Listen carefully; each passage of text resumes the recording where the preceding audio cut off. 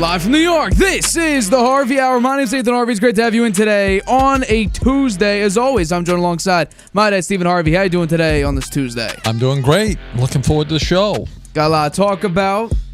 I have a theme for this show, and I told you before the show, but I didn't tell you the theme of it. There's a theme, at least for me, in this show, and we're going to get into it basically immediately throughout the entire show, just so you know. So this will be a repeat for me. So let's jump into our first topic of today's show, which is Sunday Night Football, the Dallas Cowboys against the San Francisco 49ers, and lo and behold, it's the same result as we've seen since 2021. The 49ers are able to beat the Dallas Cowboys. This time, it was much closer than a blowout is what we've seen recently. The 49ers outscored the Cowboys 21-0 in the third quarter, but then Dak Prescott slowly started to make a comeback, and on the final drive, he was not able to get it done, so the Cowboys did end up losing 30-24 to the San Francisco 49ers. But I'm curious, though, what did you think of Dallas's performance, and were you surprised by actually how close this game ended up being? Well, I think it's time for the Cowboys to push the panic button. I mean, they're 3-4 now. And their season seems to be unraveling. They can't beat anybody lately. They lost all their games at home. Now they lost a game on the road to the 49ers. It was predictable. You could see it coming. They haven't played well against the 49ers ever, really, under Dak Prescott. And he served up a bad game this time as well. He had 2 interceptions. Had that one in the third quarter. He threw into very heavily covered CeeDee Lamb and threw it right to the cornerback who picked it off. I mean, they had the lead at the end of the first half, 10-6, and then they immediately gave up 21 straight unanswered points in the third quarter, and the 49ers only scored 3 in the fourth quarter, but the Cowboys mounted a comeback, scored 14 points when it looked like they had a chance to take the lead. Dak Prescott serving up 4 incompletions, and they never got the ball back. So I just think this is more of the same from the Cowboys against the 49ers, but this is a team that won 12 games 3 years in a row, and now they're 3-4. It doesn't look like it's going to happen again this year. I'll mute my mic here. No, I completely agree. So my theme is actually kind of what you hinted at. It's the same old. So normally, as everybody knows saying, there's some absolute guarantees in life. Death, taxes, and Dak Prescott throwing an interception against the 49ers. Since 2021, these are the numbers. Dak Prescott has thrown at least 1 interception every single game. Including the playoffs, these are the numbers. Garbage. Hasn't won a single game in 4 years. Only 214 yards a game. Sub 60% completion percentage. 5 touchdowns, 8 picks. He added 2 more on Sunday night. 6 yards an attempt, and a 66 passer rating. This is a $60 million quarterback now. This is a quarterback that is literally the head of America's team. He has an owner that doesn't know how to general manager correctly. He cares more about the ownership and then gets mad if we call him out for being a bad general manager. He's a quarterback that doesn't come up clutch, and it's the rinse and repeat process. As soon as he gets down, it's a bunch of garbage time, and I think really the 49ers took their foot off the gas late in the game and allowed the Cowboys to even get close, and then when it mattered, Dak Prescott throws a bunch of incompletions, although I will give him a little bit of credit, though. He had a very nice pass to the left side on 3rd and 10, and it got dropped, hit him right in the face mask. So that one I'm not actually blaming Dak Prescott on because it was actually a very, very nice throw. There's also another thing here. The Cowboys need more, as we've always talked about. They need more than just CeeDee Lamb. He was literally their only consistent target. They need more. No running game. They started Dalvin Cook and Ezekiel Elliott. You're not going to win many games, if any games, if they're those two players are your leading backs. You're actually leading at halftime, which is shocking. But then in the third quarter, 21-0, you go down by 21 unanswered points, and at that point, it's we're done here. It's exactly like we've seen over recent history between the Cowboys and the 49ers. So to me, I'm not surprised at all. I was surprised in the first half, but then it goes back to what we've always known. The Cowboys always come up small against the Niners, and Dak Prescott, he keeps throwing interceptions and putting his team in harm's way. Yes, they weren't game-losing interceptions per se, where it's you're driving late in the fourth quarter, you need to score, and you throw a pick. But if you keep throwing interceptions, I believe they might have been on back-to-back drives. You keep throwing interceptions, you're setting your team up for failure because those are opportunities to score points. Instead, you're kind of reversing it and giving the other team an opportunity to score.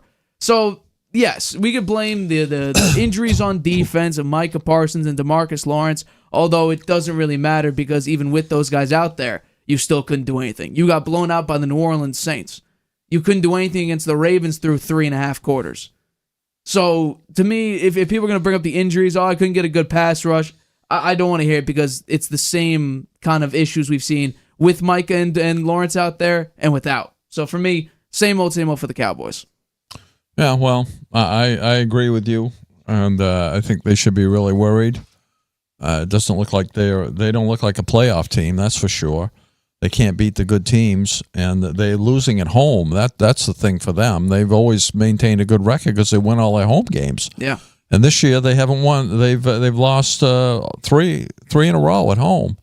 So they haven't won a game at home. They were 3-0 on the road. Now they're 3-1 on the road. So they were going in the wrong direction. They're somewhat lucky to be in their division, where the Eagles they look good here against the Bengals. They did beat the Bengals soundly, and the Commanders, are they for real?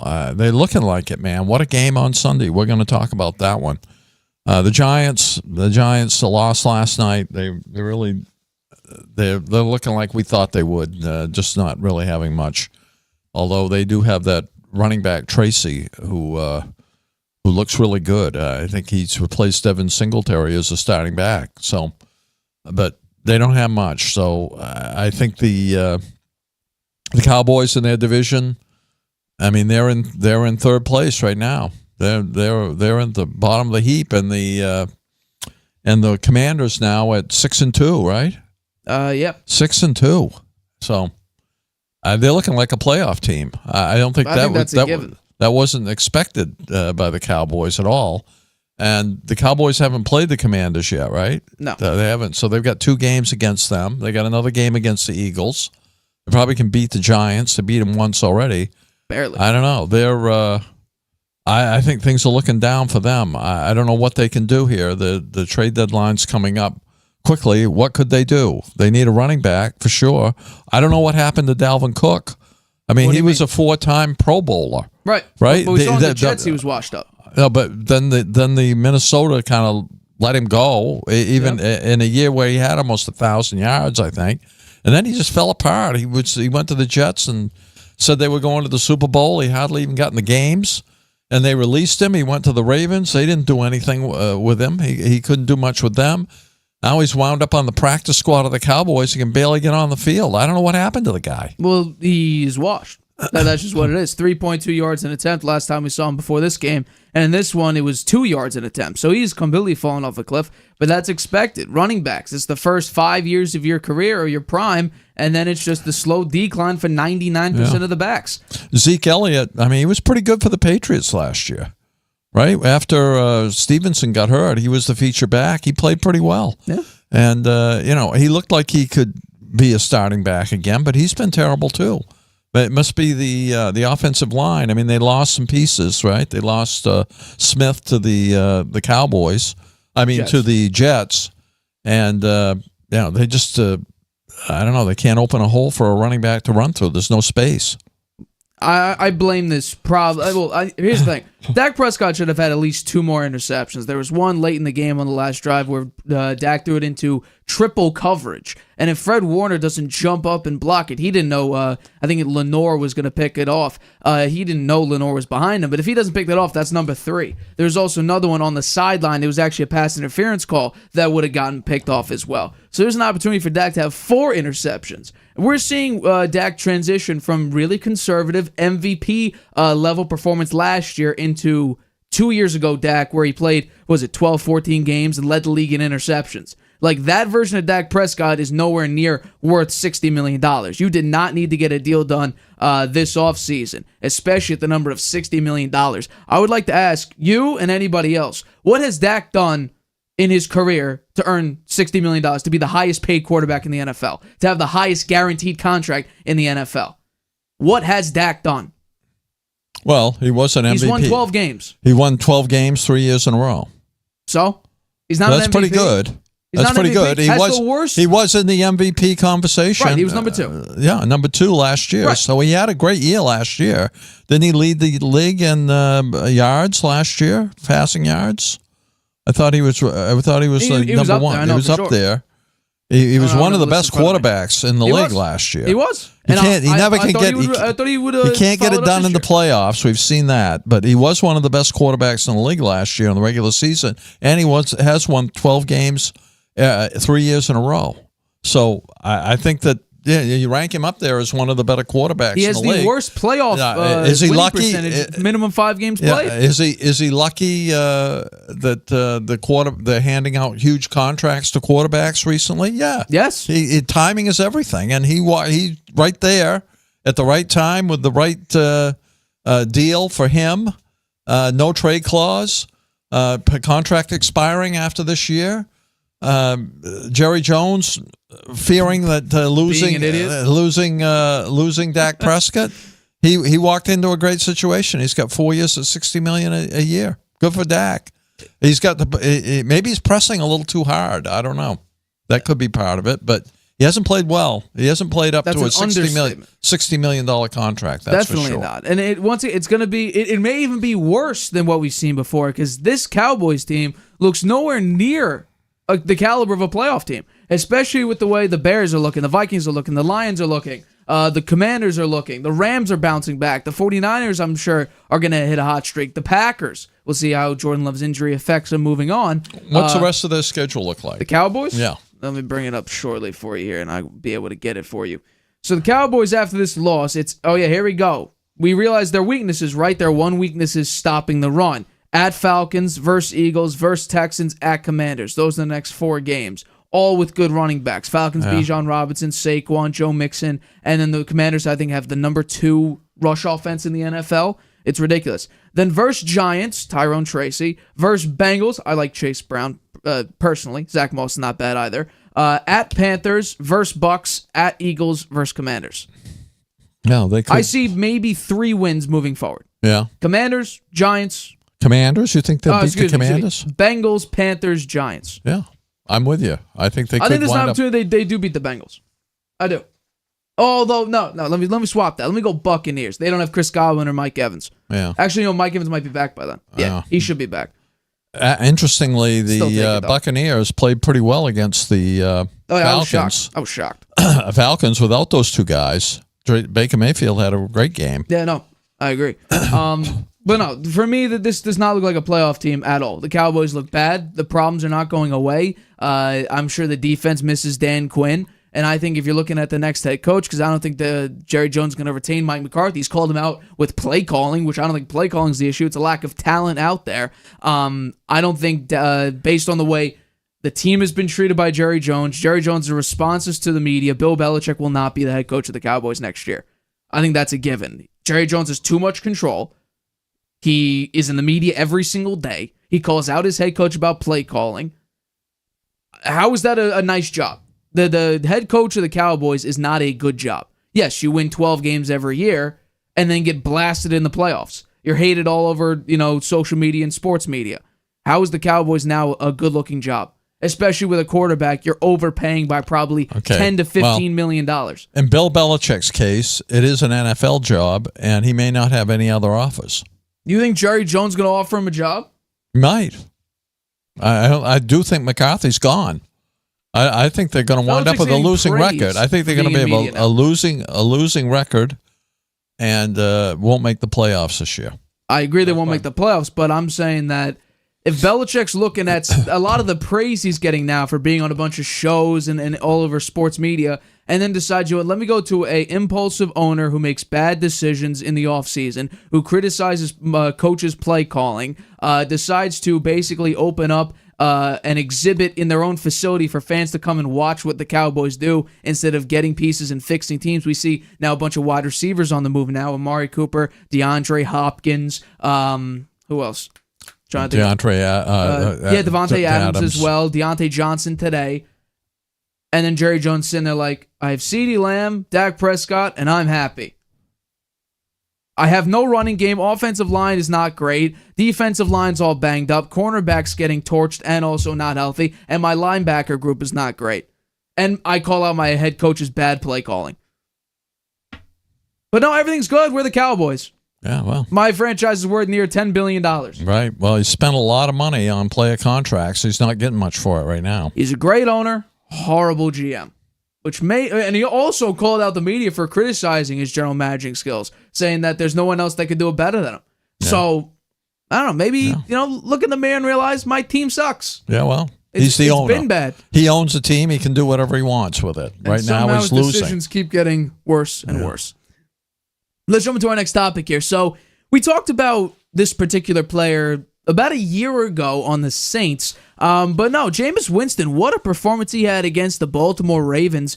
So on Sunday, the Browns offense with Winston as its commander was the story of the game, where he snapped a 5-game losing streak for the Browns, winning 29-24 against the Baltimore Ravens. They had a total of 401 yards, with Winston throwing 334 passing yards, which were both season highs for Cleveland. The Ravens fall to 5-3. The Steelers take over the AFC North with a record of 6-2, which is just crazy to think, based on what people were thinking about Russell Wilson, Justin Fields, Mike Tomlin. How's it all going to work? No, the Steelers are currently leading the AFC North at a 6-2 record, while the Ravens drop to 5-3. I want to know, though, this is going to be a question everybody's been asking, probably for about 6 weeks at this point. Do you think that the Browns should have started Jameis Winston much earlier than Week 8? Well, obviously now. I mean, the way he played in this game on Sunday, I commented on prior shows that I thought Jameis Winston deserved another shot.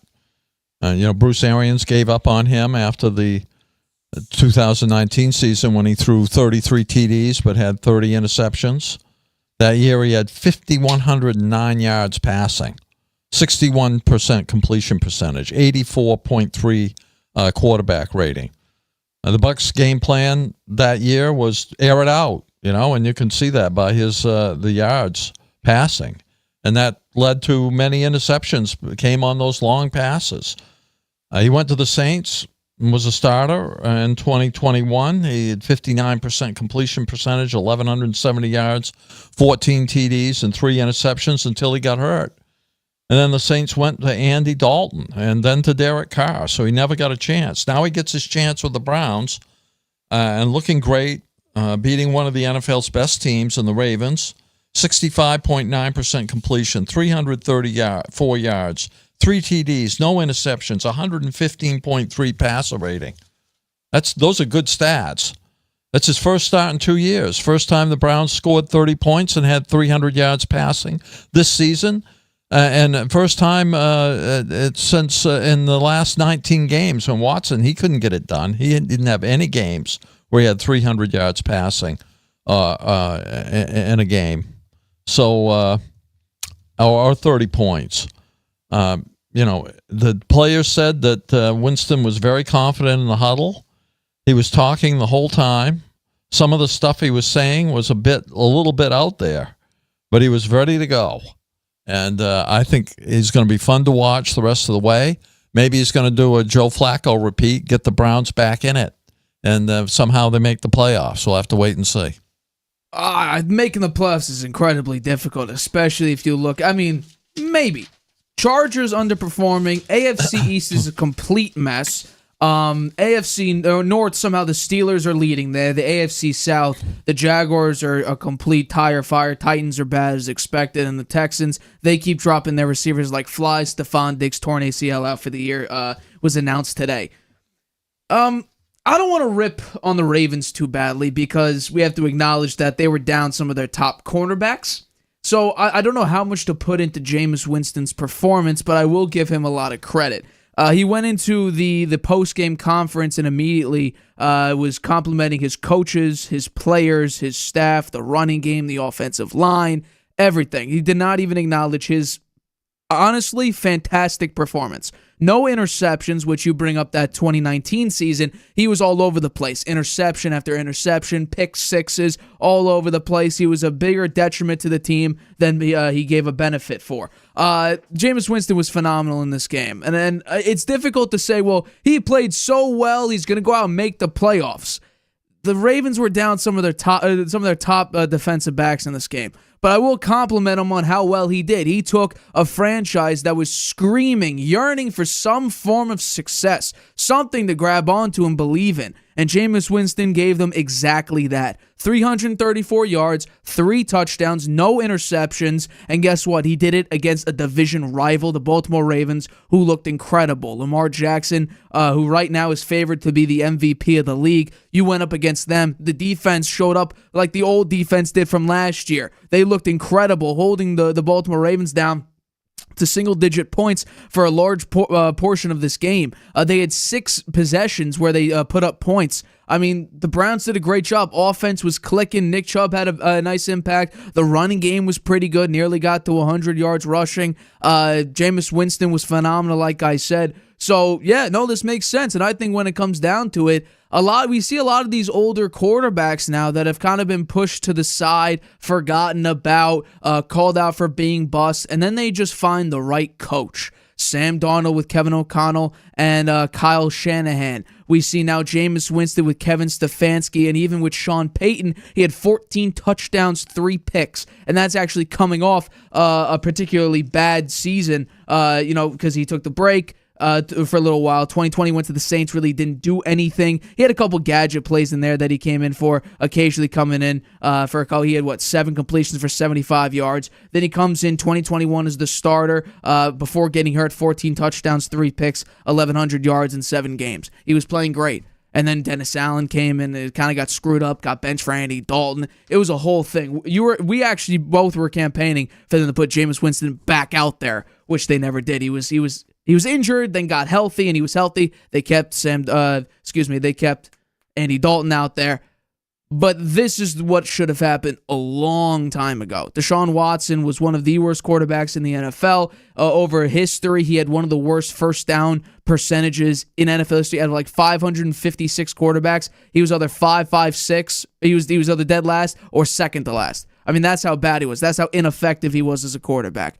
But I think the only reason why they kept him out here, and Kevin Stefanski, it sounded like, he was being held hostage, and, he was being threatened to say that Deshaun Watson gave the Browns the best chance to win, when everybody, media, fans, casuals were staring at the Browns saying, Deshaun Watson can't complete a pass. He can't push the ball down the field. He can't generate positive plays. Why do they keep him out here? They knew what the problem was. Kevin Stefanski couldn't say it. And it's unfortunate that Deshaun Watson got hurt and ruptured his Achilles. But now we're seeing that he was actually the problem, because Jameis Winston goes out here, first game as a Cleveland Brown, and puts up this performance against an incredible opponent.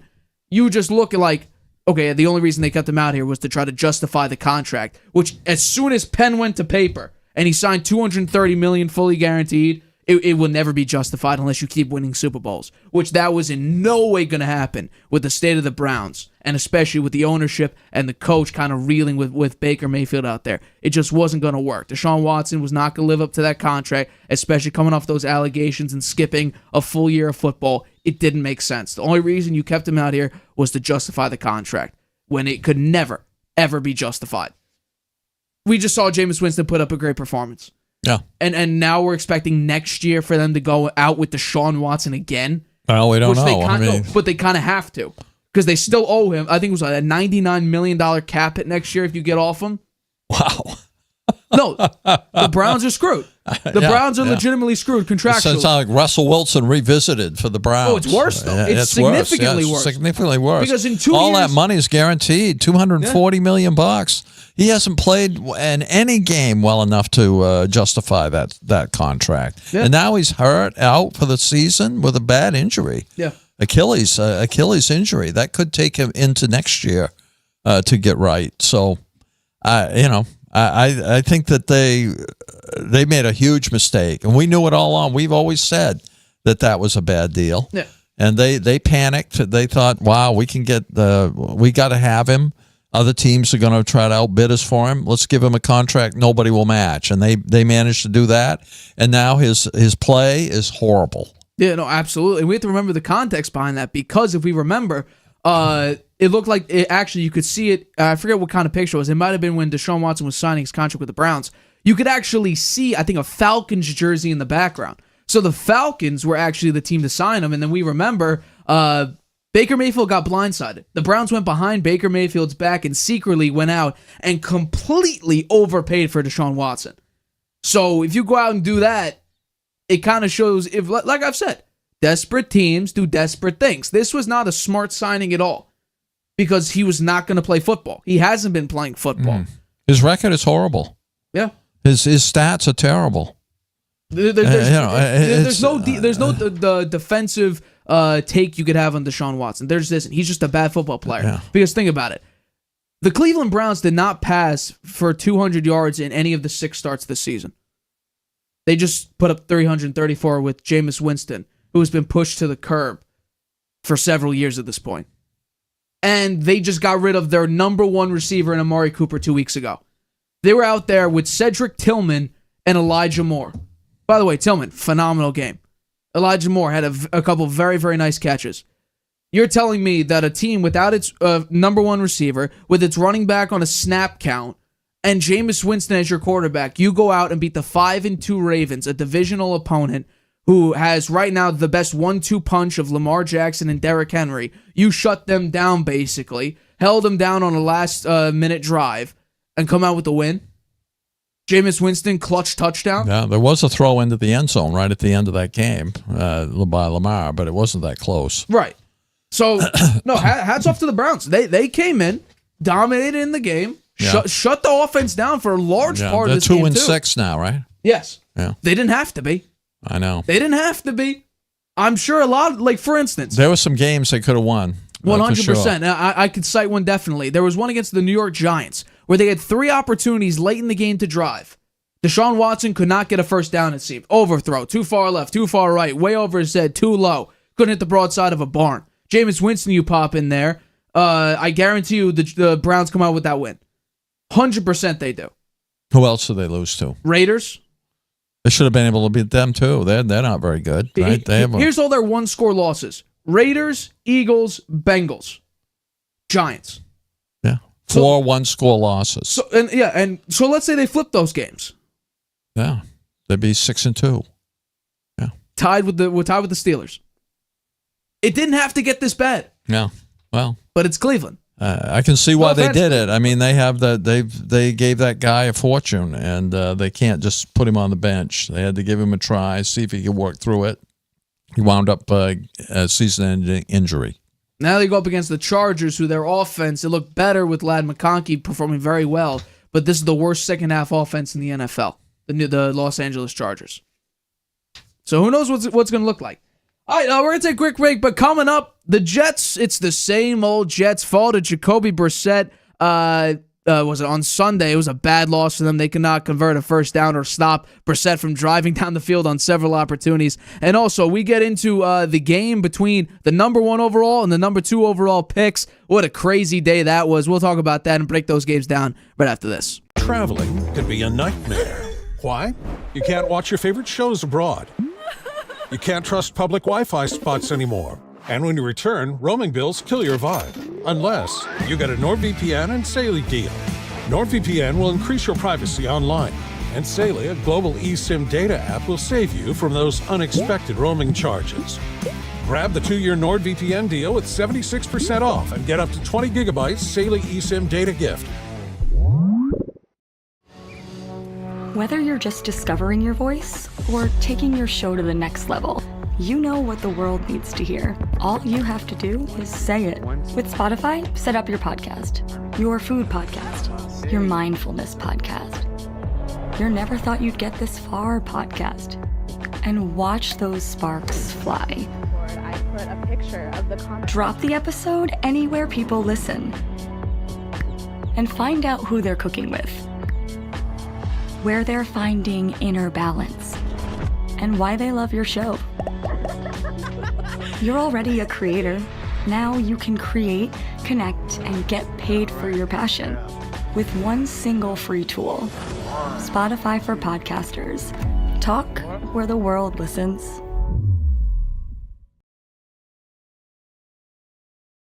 Welcome back to the Harvey Hour. My name's Stephen Harvey. It's great to have you in today on a Tuesday. As always, I'm joined alongside my dad, Stephen Harvey. Let's get into our next topic of today's show. So the Jets fell to the New England Patriots 25-22. Drake May actually had a pretty good start to this game, ended up going down with a concussion. He's in concussion protocol. And then Jacoby Brissett comes in, and it seemed like Gillette Stadium was breathing a big, heavy sigh when he went out there after his great performance. That's sarcasm. Throughout the entire, early part of the season, Drake May came in and really shocked a lot of Patriots fans, I would say. But Jacoby Brissett, I think, shocked everybody in the stadium on Sunday, pulling out an upset win. The Jets were 7-point favorites in this game, and Rodgers in the postgame bringing up an old friend. Take a listen. Yeah, I've been in the darkness. You got to go in there, make peace with it. Offensively, our goal has just got to be score 30. Doesn't matter what the other two sides are doing. We have trust in our defense and teams, but if we're not scoring 30, we're underachieving. This offense can do that every single week. Bringing up darkness again. Not great look when you're bringing up the darkness. But I want to know, though, do you think the Jets season is already over after only 8 weeks? My takeaway is the loss to one of the worst teams in the NFL, the 1-6 Patriots, was a defining moment for the Jets. Stick a fork in them, they're done. They beat the Patriots 24-3 in the first meeting. 4 games later, with more time and work together and supposedly improving, they lose to the Patriots 25-22. How does that happen? They got a remaining schedule. Texans, that's a loss. It's going to be Thursday night. They're not going to be ready for that.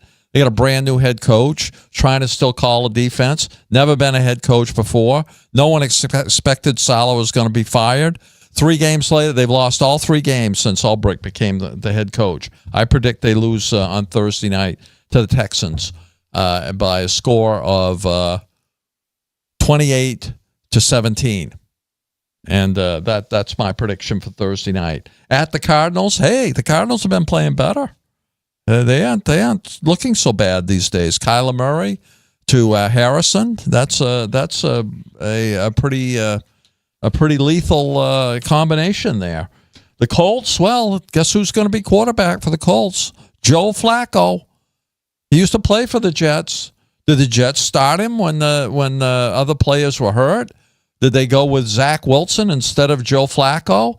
And Zach Wilson, had terrible performances when they could have had Joe out there. Yeah, Joe probably remembers that, right? You think he's going to be up for that game? I think so. Then they play the Seahawks.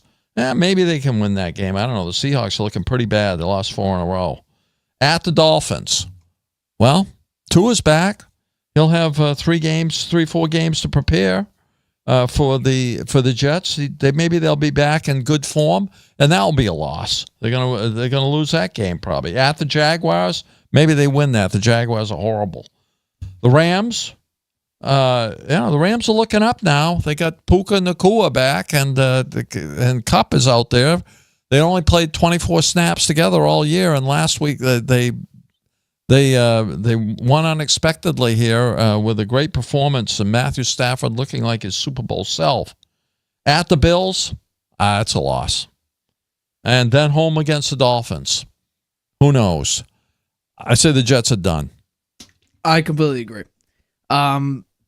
Where's the hope? Where's the hope? I mean, going right now, what we've seen the past 2 years is a lot of hope. We got Aaron Rodgers. Wow. 4 plays in, out for the year with an Achilles injury. Going into this season, okay, he's healthy. Always healthy. It's going to be great. Garrett Wilson, Breece Hall coming back. It's going to be great. Braylon Allen is a shock early in the season. A reinforced offensive line. Defense was the highest graded defense last year by Pro Football Focus. We're going to do great this season. A relatively easy schedule. And then Aaron Rodgers became what we've seen from Aaron Rodgers so far. The last 25 games. Now, I'm not including the one game that he had because he had 4 plays. The last 25, essentially full games he's played since 2022. Rodgers is not even a top 15 quarterback. 40% of his games he wins. 223 passing yards. 63% completion percentage. 38 touchdowns to 19 picks. This is a guy who has, I think, a near a 4-to-1 touchdown to interception ratio. Has now this. 38 touchdowns, 19 picks. That's 2-to-1. 6.8 yards per attempt. 88.1 passer rating. He is not a good quarterback.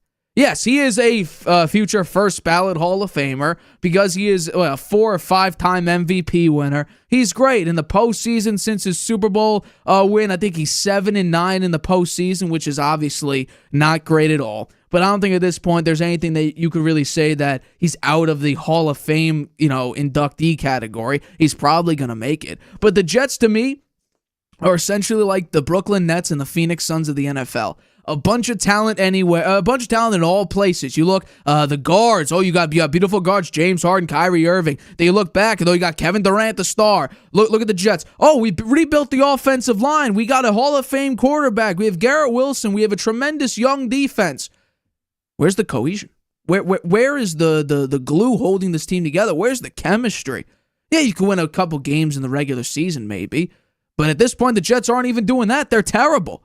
At least with Robert Saleh, the defense was good. Bill Barnwell wrote that the Jets were ranked 6th in EPA per play in the first 5 games, and EPA and 4th in points allowed per drive. Since then, the last 3 games where they went 0-3, they've fallen to last in EPA per play and 26th in points allowed per drive. This is terrible. And also, he keeps going, they failed to force a single turnover and are allowing teams to convert nearly 77% of their series into another first down or touchdown. Before Saleh got fired, the figure was below 64%, which was the 5th best mark. And we're over here expected to believe through Woody Johnson's mouth that Robert Saleh was the guy who should have been held accountable. Do we not realize, can someone else besides me and you maybe realize that this is the New York Rodgers? This is all it is. It's the Aaron Rodgers New York Jets. Everything has to rely and fall on Aaron Rodgers' shoulders. Because I guarantee you, he got the coach fired. He didn't need to directly say it, but he sure as hell didn't defend Robert Saleh when Woody Johnson spoke to him. He got Devontae Adams there. He got Alan Lazard there. Last year, he got Randall Cobb there. He was pushing for all these pieces.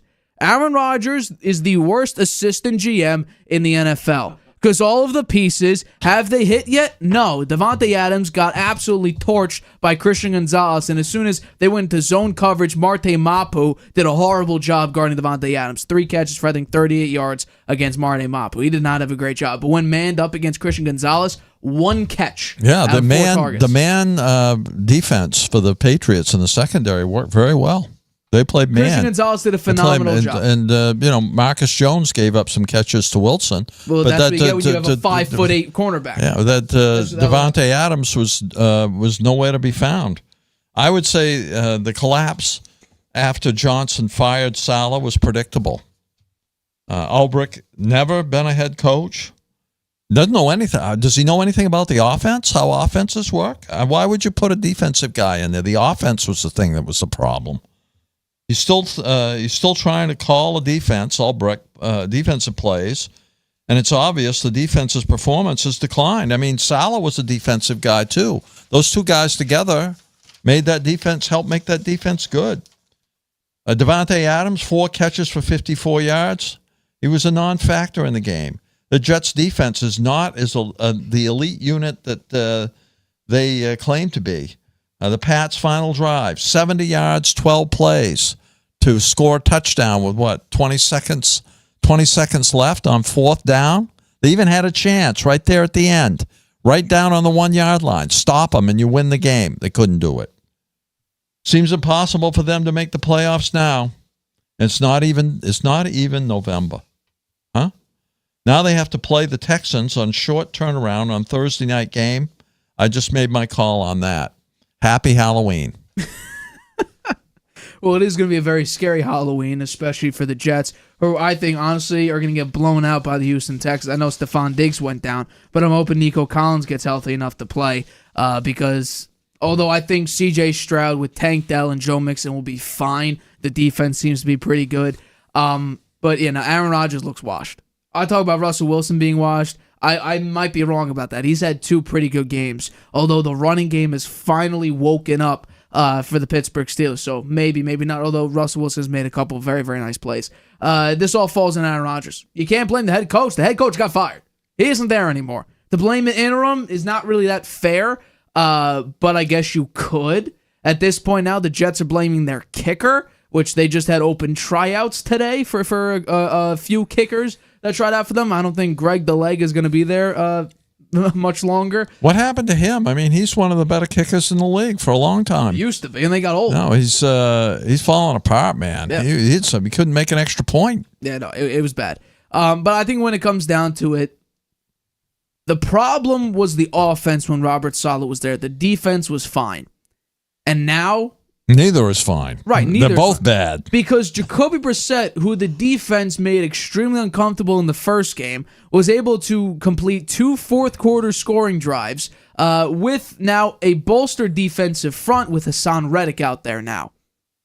How do you let Jacoby Brissett torch you and leave 2 fourth-quarter scoring drives against that defense? Mm-hmm. One thing I'd say about the Patriots, they went back to their game plan that they started the year with. It was to focus on the run. Yeah. Focus on the run, pick up some yardage. Brissett's not a deep ball throw. And then, dink and dunk with Jacoby Brissett. And it worked. It worked. Maybe they should try that again. Well, no, because that's what got Jacoby Brissett benched, is because their offense was pitiful.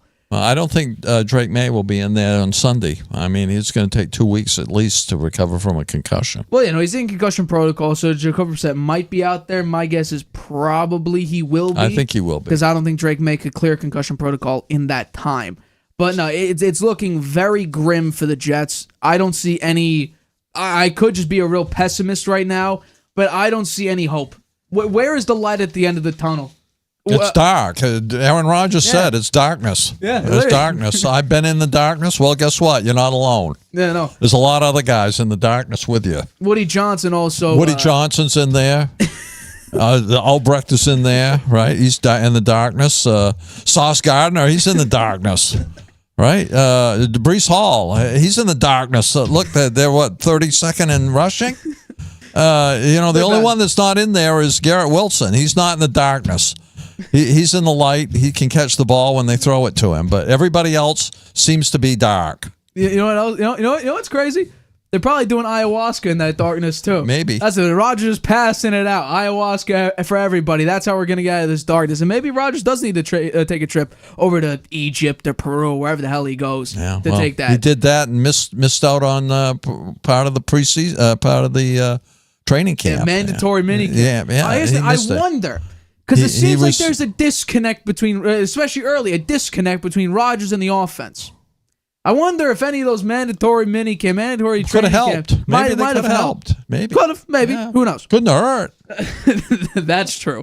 That's true. All right, let's get into our next topic. We had some breaking news today. So the Indianapolis Colts, after a pitiful performance from Anthony Richardson, have decided to bench Richardson in favor of Joe Flacco. Richardson has had, this is crazy, has had one game where he did not get hurt in, completing over 50% of his throws. He has been an incredibly inaccurate quarterback. This last game was probably the worst one we've ever seen from Anthony Richardson. In the first half, which is going to be crazy, he had the lowest completion percentage in over 30 years. In the end of the first half against the Texans, he completed 13.3% of his throws, 2 of 15. It was terrible, absolutely terrible, although he had a 69-yard touchdown pass. So I want to know, do you think that the Colts maybe made this move too soon, and do you think they should be in the quarterback market for next season?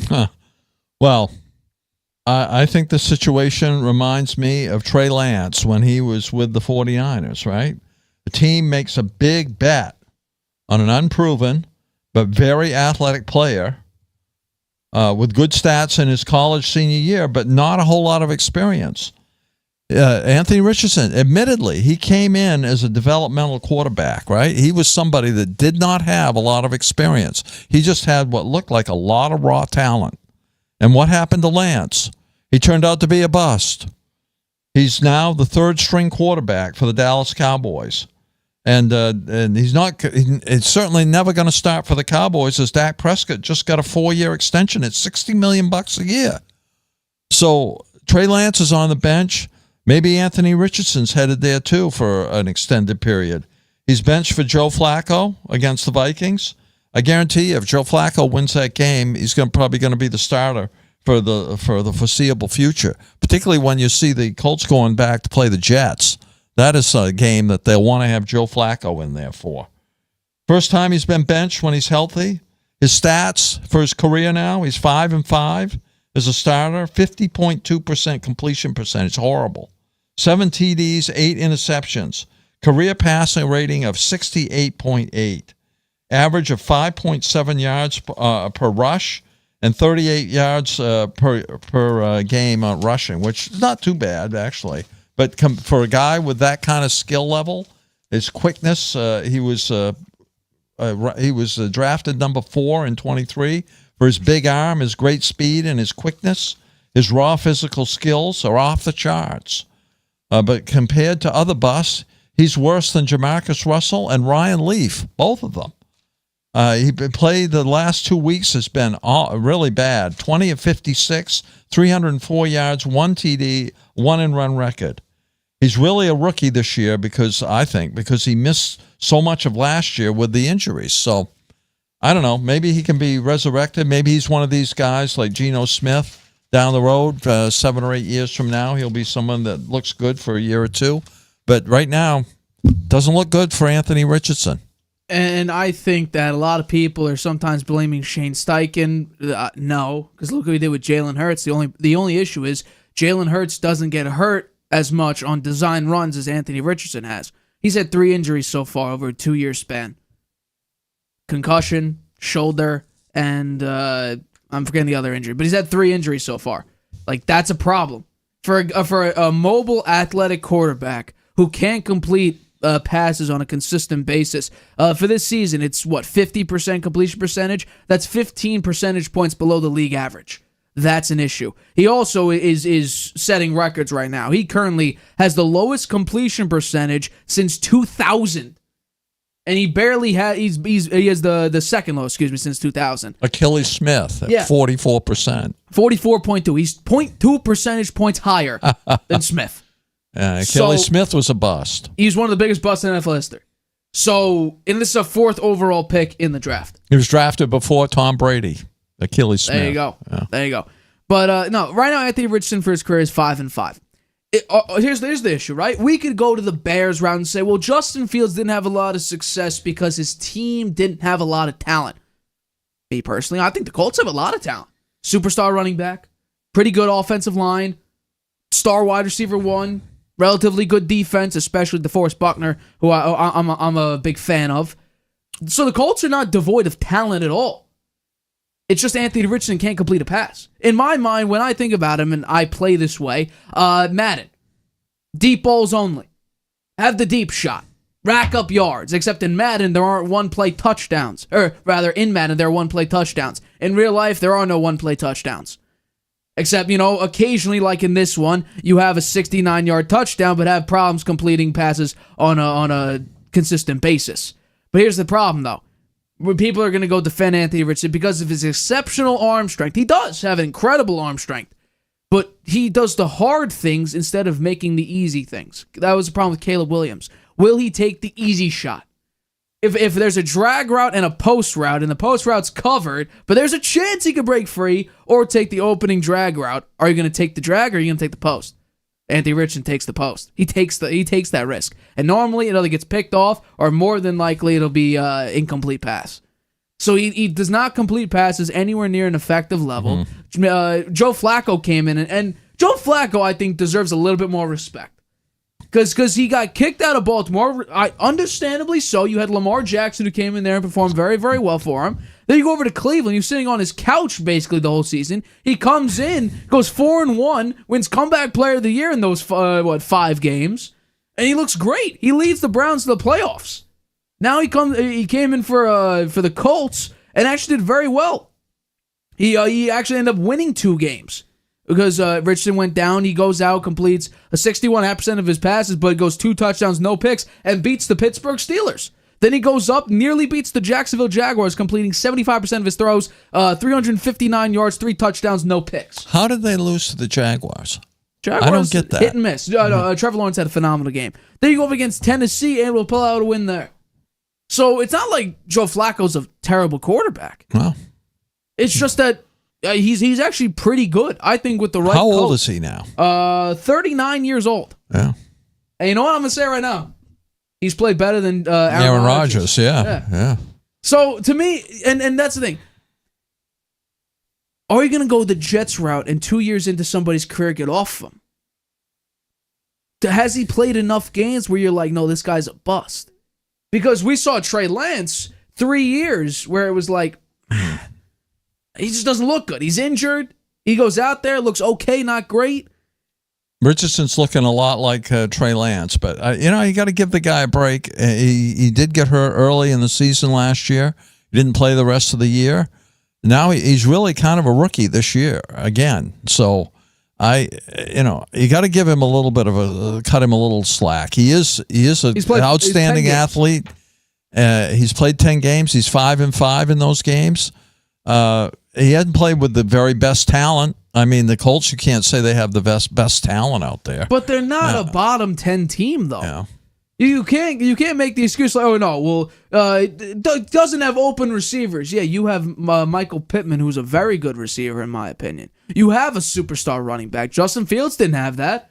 Hey, Khalil Herbert, who was not a bad running back, but he's no Jonathan Taylor. Offensive line is always one of the top offensive lines in the league. Anthony Richardson has one of the worst passer ratings in the NFL. Yeah.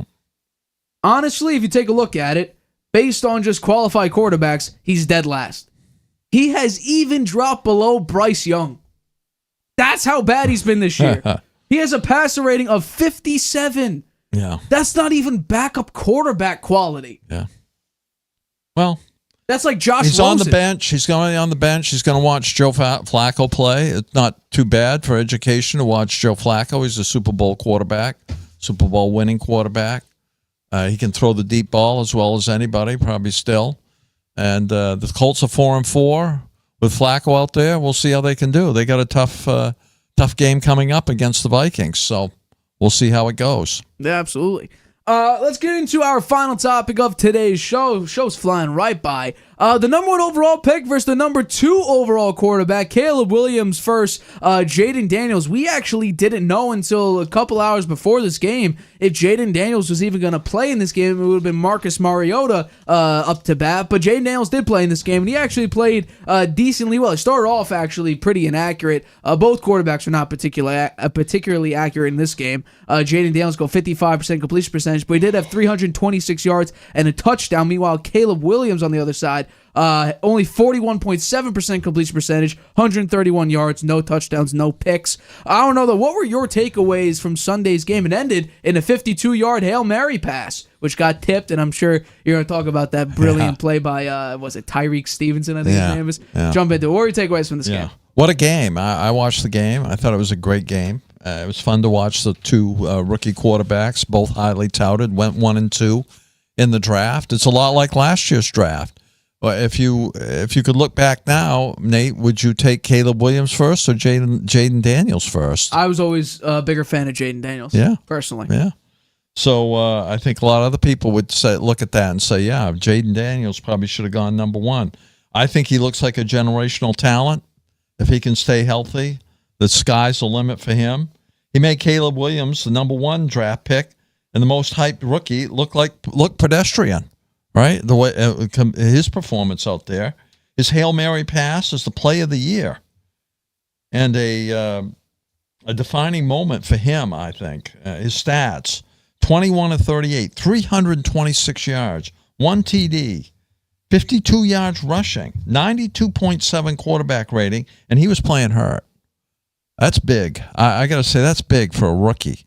And his poise out there on the Hail Mary pass, leading up to it, the guy was cool as a cucumber, man. They had a couple of plays, didn't go much anywhere with time running down. Only a couple, 25 seconds or so left, and they aren't really moving the ball much. And then on the last play, time ran out. He took a lot of time. I mean, the Browns didn't rush many linemen, and so he ran around. He ran over to the right. Then he circled back to the left, gave the receivers time to get down into the end zone. At the same time, the Stevenson guy, he's running down for the Bears, who had a personal foul penalty earlier in the game. Number 29, who was talking trash the whole game, is waving to the crowd, hey, we won everything. Then he gets back into position. Jalen Daniels lost the long bomb from, that was, how many yards? It was 52 yards in the air, I think. No, it was 52 yards, but it was a 60. He threw it on the 35. Yeah. So, wow. The guy's got an arm. He threw a beautiful pass. The Stevenson guy tips the ball, and it's caught by the Commanders. What a play. And the Commanders coach going nuts on the sidelines. Take his headset off, threw it. Dan Quinn going nuts. Everybody going nuts in that stadium. That's a defining moment, man. I think Jalen Daniels has a chance to be the MVP. Whoa, that's a bold statement, especially with... I'm still shocked Mahomes is number 2. He's not playing like an MVP. Lamar Jackson still is number 1. This, in my mind, solidifies 2 things, three things, one of which you actually mentioned. I think Jaden Daniels should have been the first overall pick. That's the first thing. The second thing would be Dan Quinn will win Coach of the Year. And the third thing to add on top of that, the Commanders will win their first playoff game since 2006. Those 3 things will happen. I did not think that going into this year because the offensive line was a massive problem last year. It allowed 65 sacks. Sam Howell got absolutely blasted, and the offensive lines held up. The running game, which was abysmal for several years, or average, but they got Austin Eckler in there, who was one of the worst running backs. He actually was a part of the Chargers, who had, I think, either the worst or close to the worst rushing game last year. He comes over to the team, and now they're a top 3 running team in the NFL. The defense, which gets torched a lot this season, was able to actually pressure Caleb Williams on 60% of his dropbacks. The defense was a large part of the story for the Commanders in this game. That this was obviously their highest pressure rate throughout this entire season so far. 60% of the dropbacks. I think it tied for the season high in the NFL. So the Commanders' defense was a story here, absolutely. And obviously you could point to the Hail Mary and be like, well, obviously that won the game for them. And that's where you kind of believe in karma. Taunting the fans, taunting the crowd, not even realizing that a play started or that the receivers are literally right behind you. You go over and literally lose your team the game with tipping that ball in the air to Noah Brown. That's karma right there. Yeah. This Bad also, karma. And not only that, the coaching in this game was abysmal. You hand the ball off to a backup center. Huh? The second half coaching was terrible. Absolutely terrible. Caleb Williams had a couple overthrows, missed throws. How much you're going to blame him for it, I'm not sure, but he is a rookie. But he's considered one of the highest prospects, number 1 overall picks in a long time. This generational talent word keeps getting thrown out. Trevor Lawrence was a generational talent. Now Caleb Williams is a generational talent. Well, Trevor Lawrence doesn't look great, and Caleb Williams looks off. He doesn't look great. He has a couple great moments. Like the past few weeks, he's looked better, but I don't think we could put him in the generational talent category. Quite Jaden Daniels looks more of a generational talent than Caleb Williams so far. So that's my 3 things. Dan Quinn's going to win Coach of the Year. The Commanders will win a playoff game. And my last thing, which was I'm forgetting right now, you mentioned it. Whatever the case may be. Jaden Daniels, MVP. No. should he be in the conversation? Absolutely he should. 1,000%. No, but think about it, Nate. The Commanders were horrible last year. Yes. Right? They traded away their 2 defensive ends, both all pro players, right? Yep. What do? They draft a new quarterback. They pick the right quarterback. And they bring in a new coach who is a good defensive coach. And that's made all the difference for them. They're 6-2. Last year they win 4 or 5 games, and they were terrible. And now they're totally different. They're going to make the playoffs. So I think that I look at the game this week. My takeaways from Jaden Daniels' performance: he played great with no practice and had an injury. Came into the game with an injury. They were were wrapping him up after every series. They came off the field. They wrapped him up to try to keep his ribs from starting to hurt. He played well and going in there. I mean, with no practice, he had a solid first half. Despite the injury, he had plenty of zip on his passes. He threw that 65-yard pass for a touchdown with no time on the clock, actually with -5 seconds. The time had run out, and he took 5 more seconds before he threw the pass. He's tough. I think that he showed that. He's not that big a guy, He's I don't know, what's he weigh, 195 or so? He's not a bulked up guy, but he's very tough. And his late miracle. I mean, that was a miracle. Yeah, no, it was even said in the broadcast, I'm pretty sure. Commanders are shocking a lot of people. And by the way, I'm shocked. I want to clarify something. Lamar Jackson does not lead the MVP anymore. Josh Allen does. Yeah. Jaden Daniels actually has the 6th best odds. Yeah. Well, he keeps playing like he's been playing. Like that game on Sunday, he'll win it for sure. A couple more Hail Marys for touchdowns with no time left on the clock, negative time on the clock, and he's going to get it. FanDuel actually has him at 5th. So depending on if you want to take a big time shot, I got him higher than plus that. 1,600 in DraftKings. I mean, he took a team the team that was nothing last year, and now they're leading their division in what has been a tough division, and they're far ahead.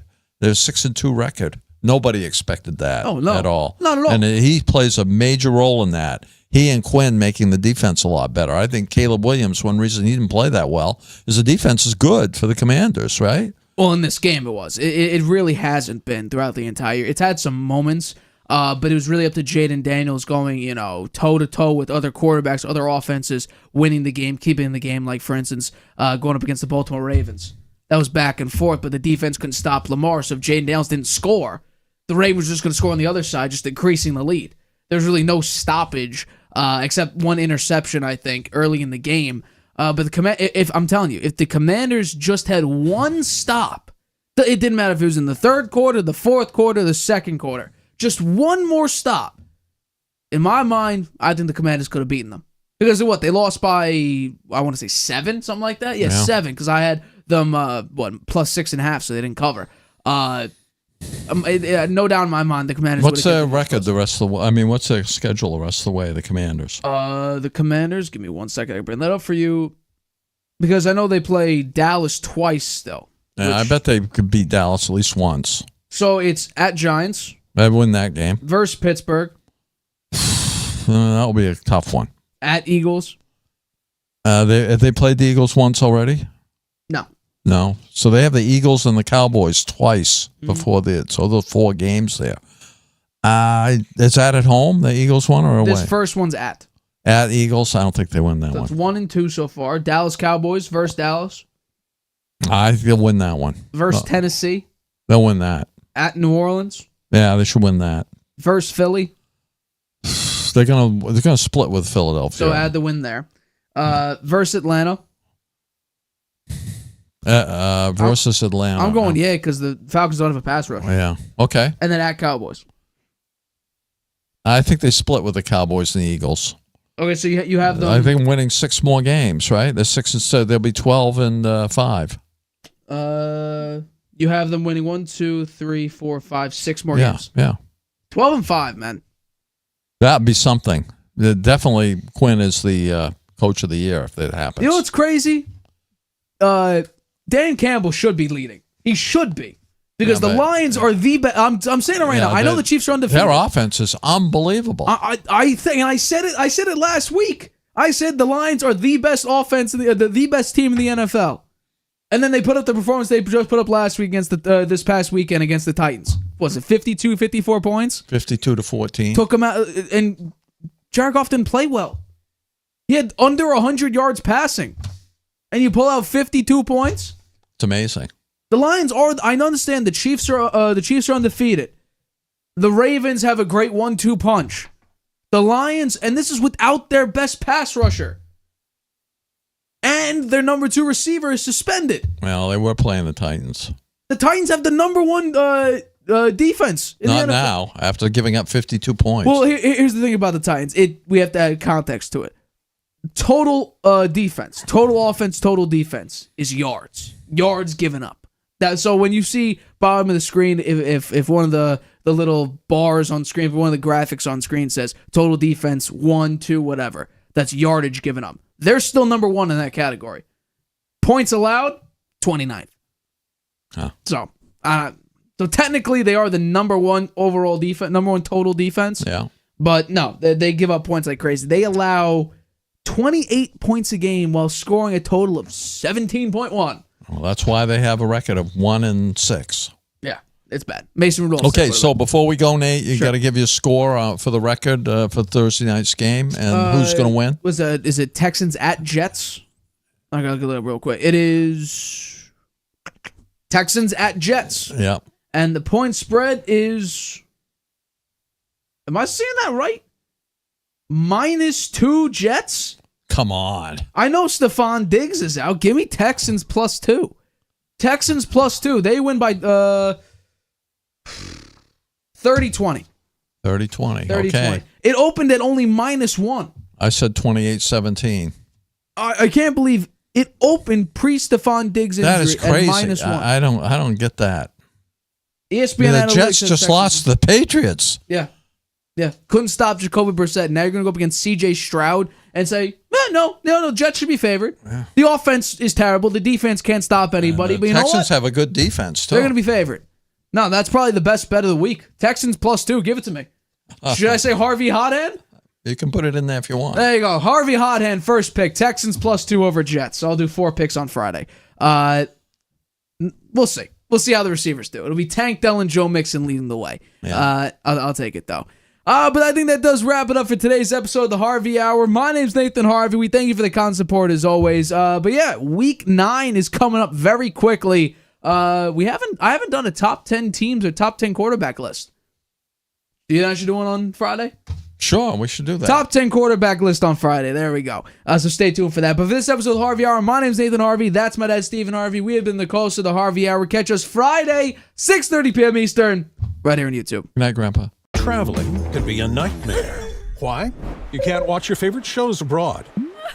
You can't trust public Wi-Fi spots anymore. And when you return, roaming bills kill your vibe. Unless you get a NordVPN and Saleh deal. NordVPN will increase your privacy online. And Saleh, a global eSIM data app, will save you from those unexpected roaming charges. Grab the 2-year NordVPN deal with 76% off and get up to 20 gigabytes Saleh eSIM data gift